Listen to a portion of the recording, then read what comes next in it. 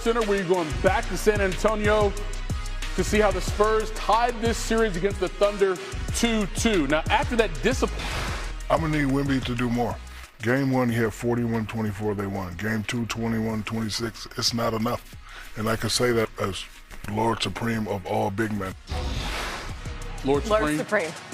He has the best titles for himself. All right, so how did Wemby respond? After Game 3, he said he needed to be a better overall teammate and help his guys get better.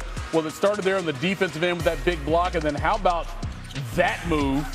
And then follows up his miss from half court. He had 22 points, 5 rebounds, 3 assists, 2 blocks in the first half. That's almost identical to his stat line from all of Game 3. But more importantly, his team had a 12-point lead at the break, third quarter. Stephon Castle with the lob over 2 defenders and 1. The double-digit lead would increase. Wemby, 33 points, 8 rebounds, 5 assists, 3 blocks. First Spur with those numbers in a playoff game since Tim Duncan back in 2008. We head to Game 5 Tuesday in OKC. So many people are responsible for how your offense in particular runs, but is part of Victor becoming like one of those great players to feel that obligation? It's like it's his responsibility to set that tone.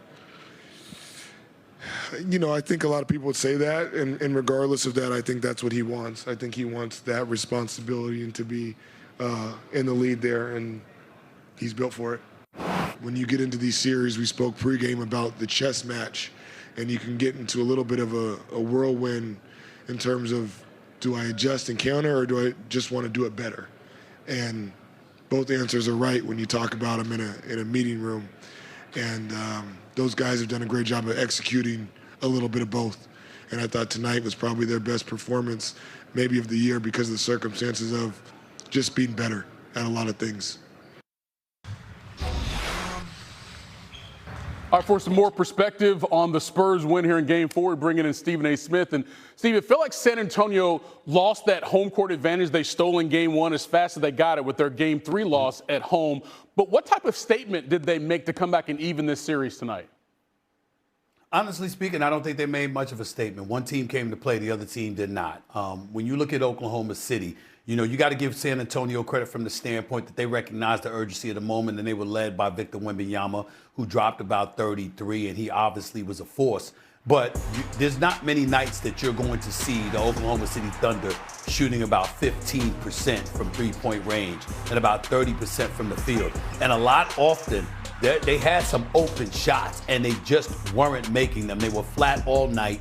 They didn't come to play. They came and showed up like a team that had handled their business in Game 3, so we don't have to have the urgency in Game 4 that we had in Game 3, and they played like it. So I thought they were flat tonight. It would be one thing if they came out and they was making shots and then San Antonio put the clamps in them or what have you, but they were missing shots all night long. Nobody looked the way they normally looked, including SGA. And Chet Holmgren has been a virtual no-show throughout most of this series, so that hasn't helped either. Well, considering how well they played in Game 3 after being down 15-0 to come back and win that game, and their championship medal going back to last season, how surprising are you that they were so flat in Game 4? I am a little bit surprised because they're champions and they know what it takes. But you got to remember, I was covering the Western Conference Finals last year when Minnesota rolled up on them and beat them by 40. I think it was like in Game 3. They were up by as many as 44 points. And Shai Gilgeous-Alexander walked off the court with a smile on his face, clapping like there was absolutely no concern whatsoever. And then they came back the next game and they beat Minnesota. So they tend to have these games from time to time where they're a bit flat.